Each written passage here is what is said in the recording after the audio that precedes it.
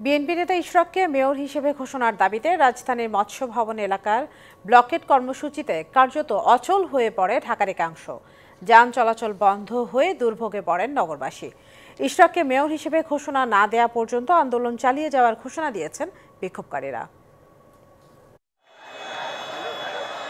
সকাল 10টায় ব্লকেট কর্মসূচি শুরু হওয়ার কথা থাকলেও নির্ধারিত সময়ের আগেই খণ্ড খণ্ড মিছিল নিয়ে মৎস্য ভবন এলাকায় জড়ো হতে থাকেন ইশরাক সমর্থকরা। আন্দোলনকারীরা প্রথমে সেগুনবাগিচা থেকে শিল্পকলা একাডেমি রাস্তাটি ব্যবহার করলেও কিছুক্ষণ পরই মৎস্য ভবন চৌরাস্তায় অবস্থান নেয়। স্লোগানে স্লোগানে মুখরিত হয়ে ওঠে পুরো এলাকা।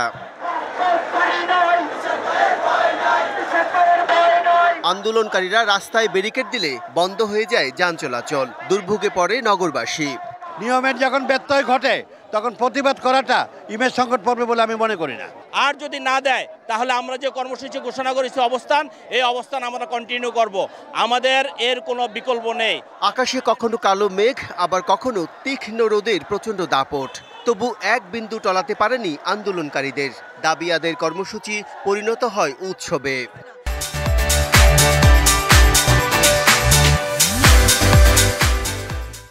তারা বারবারই বলতেছে আইন যা করবে তাই হবে। তাহলে আইন তো সিদ্ধান্ত দিয়েছে তাকে মেয়র হিসেবে, তাহলে তারা কেন তাকে শপথ গ্রহণ করাচ্ছে না? আমাদের দাবি না প্রত্যাশা পর্যন্ত আমরা রাজপথে আসি থাকবো।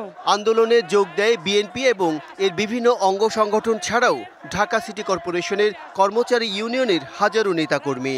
এই কোর্টের রায় যখন হয়েছে, এখন পর্যন্ত শপথের রায় যতক্ষণ না দিব আমরা আন্দোলন সংগ্রাম চলতেই থাকবে এইভাবে। নির্বাচিত প্রতিনিধি দ্বারা দেশটা পরিচালিত হোক, সেই লক্ষ্যে আমরা ঢাকাবাসীর সাথে একত্র ঘোষণা করার জন্য আজকে এখানে এসেছি।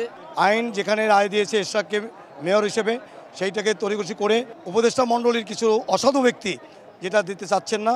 বিএনপির আন্তর্জাতিক বিষয়ক কমিটির সদস্য ইশরাককে মেয়র হিসেবে শপথ পড়ানোর দাবিতে সপ্তম দিনের মতো চলে এই আন্দোলন। Bijan Kumar Das, DBC news, Dhaka.